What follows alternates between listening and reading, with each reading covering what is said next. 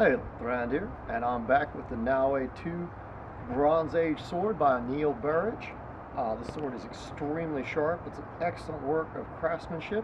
We tested it out when we first got them in. We got so excited on one of our analog heads, our Ivar the Draugr heads. They're harder than human heads. It had over 20% ballistics gel on it and extremely hard coconut skulls filled with our blood concoction. And I was surprised. These things did extremely well for the size. And it's not really that unconceivable considering these swords were used for over 700 years from the Aegean and Mycenaean age around the 13th century. Could have been used in the actual time of the Iliad. I mean, who knows, even Achilles might have had one of these and fought with it. We're not sure exactly what sword he had. It's a beautiful design. He's done an excellent job hammering the bronze, and everybody knows it's a mix of copper and tin. He used a specific mix to make it extremely hard, and you can see the hammering, and he even did the classic double hammering type, I guess almost like a small fuller right by the edge, and that hardens the edge. It hardens the edge up and makes it extremely sharp. So what we want to do today is do some more testing with it, and as you can see, as it catches on my nail easily, I do believe it'll even shave hair. I don't know if you all can see this, but I've got hair coming off my arm. Got dry skin too, but we've got a lot of hair there too. But anyway, we even find old bronze razors from the Egyptian tombs and stuff, so bronze holds a really good edge. The only flaws it did have is it, just like iron, and not as much as copper, it does bend occasionally. But this almost has a small spring to it. Not a lot, and it will still bend if it gets a bend. But as you can see, I can't just bend it slightly and get it to stay. It has almost like a temper to it, even though it's bronze. Excellent job by Neil. It's beautiful. If you see the distal taper, it actually gives it a nice balance. And I like this one because some of them do have bronze parts to them. But we're going to talk about the actual handle and the pommel. And if you see the design, it's real tight to the hand. Maybe perhaps they were shorter. I mean, we do know they're maybe 5'6" or so. I know a person's 5'10". My hands might be larger. But it still feels quite well. But if you look at this pommel, from holding it, it does not feel good if you try to use a saber-style grip or sword-style grip where you allow it to pass inside the hand. And this is not Neil's fault. This is actually designed from the era, this type of pommel, this big round knob at the back. I think perhaps that was because they used the club grip. They fought in close with it when they used it to cut with or kind of hack with, and it was so you always stayed on line to come back with your thrust, and you get a nice cutting. I mean, you got to use really accentuate that edge with that type of slice.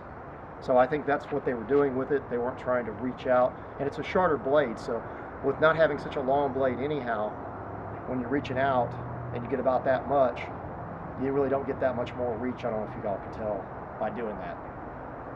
You just lose a little bit of power, and I don't think you really want to hit with the tip of bronze against something trying to slice through just the very tip.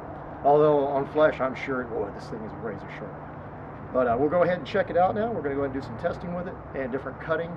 And we will be back with this sword and some bronze swords that Neil has been so gracious to send us. He's going to be sending us some actual bronze spearheads and possibly some arrowheads. So we'll be back with that Iliad special in the future. All right. We're back here, and I have an aspis. There is some debate on whether they used center boss shields early period or aspis style shields, but we do know they were most likely made of wicker and rawhide and covered with light bronze if they were covered in bronze. So, well, anyway, I've got a shield here just to have that with me as I do the cutting to see how it works out. This was found by, we believe, Julius Naue, and he's the one who documented the style.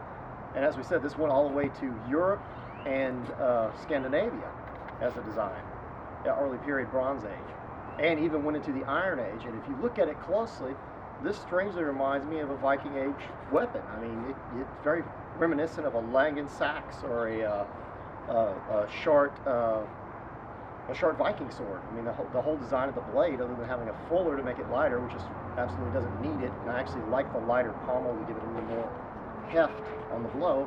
I was going to go ahead and try cutting through this and see what kind of slice that provides us with the actual hammer grip, because that's what it feels like it's supposed to be used like. So we'll try that out and see what we get.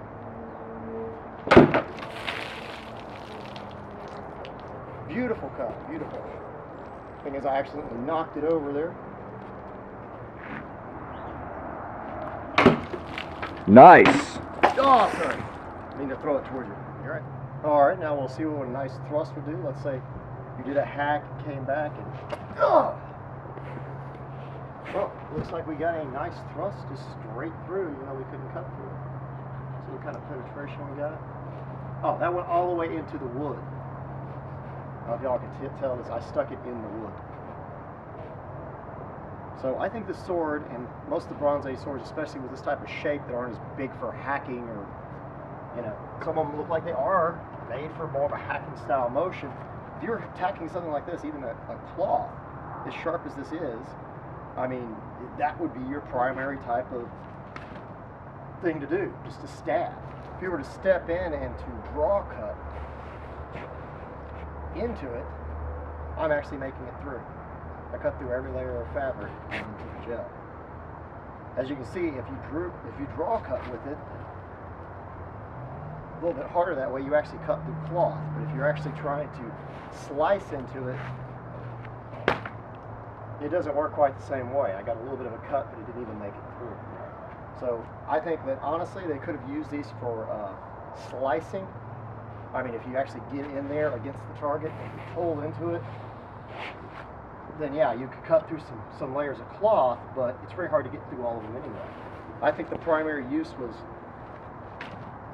if you had open exposed flesh, this sword would definitely do it. If you have that kind of armor, like heavy cloth, maybe some leather, something like a linothorax, I honestly believe they were, you know, unless they exposed flesh,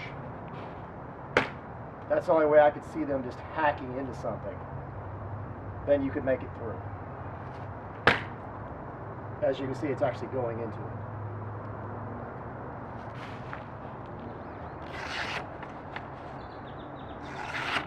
There is nothing dull about this sword. It's excellent. The whole thing is just beautiful. But why didn't it cut through the cloth? Well, honestly, I don't believe that it was easy to cut through cloth armor. The linothorax, multiple layers of linen, or possibly even leather and linen. Some think laminated, others say it wasn't. But I didn't cover the entire body like an Akiton or an arming jacket or anything like that from the European area. The reason why is the climate. I don't think that they normally wore as much coverage of materials because of the heat. They'd probably die of heat exhaustion. But what it did cover, I think, protected them nicely. The shorter weapons of the time, made of bronze, earlier made of copper, it would stop it. You couldn't just cut through it easily. You could feel the blow of the impact, but you're not going to just easily cut through. So I think the reason the Naue II lasted for so many hundreds of years, for 700 years approximately, from the 13th century BC, and possibly used in the Iliad and a favored weapon of early warriors, is because of the thrust. This weapon was designed to thrust. You can tell by looking at it. Anybody who's used to swords can tell that. When you look at the back and you see this pommel being a half spherical style pommel and being so wide, you see they never even intended for you to be able to use it like this. They never intended for you to reach out that way, even though I guess it's possible you could. They intended it for these powerful thrusts to get through stuff and in close and up close fighting. And if you did cut, it would have been like this club style grip, this slicing seriously, maybe even pressing in against the guy and turning it and twisting and cutting to try to make it through the fabric or whatever they were wearing. They did have bronze armor as well. We haven't tested that yet against that to see what it'll do, trying to go through an actual thin bronze as they would have had, but they would have had layers of cloth under that. So honestly, I think that if that was the case, they'd go for niches. If it was cloth armor like linothorax, I think they would just try to thrust through. This thing thrusted through like butter on what we tested. Although you did see it was possible to cut through it. If you pressed against it, it wasn't actually easy to cut through this way. Now, possibly, we had a lot of bounce from our ballistic gelatin, and that might have made some difference than it would not have had over flesh. But honestly, I think that is why this lasted so long. If you look at the distal taper, it is beautiful for thrusting. It's good for cutting. It has a nice weight to it. And honestly, if y'all are interested, be sure and look down below. You can go to Neil Burridge's site and actually speak with him if you like. He likes to talk to people he makes swords for, and you can get him to craft you a very nice Bronze Age sword. But I highly recommend the Naue II. It has such a long history, even in early Bronze Age Scandinavia, in Northern Europe. This design lasted all the way into the Iron Age, and obviously due to how well it was in combat and battle, how it worked against armor, how well it worked in getting in niche type areas if that's all you had. It's got a nice reach to it. It has good cutting capabilities, maybe not the same as it would if it was a big Falcata or Khopesh design, but it still performs excellently. It is razor sharp. He's done an excellent job crafting this. Be sure and tell Neil we sent him your way if you go by there and you're one of our viewers. Be sure to subscribe to us, like the video if you like it. Check us out on Facebook, and if you want, apply to be part of the boat crew. We have a boat crew now, actually a closed group if y'all would be interested in that. But till later, farewell.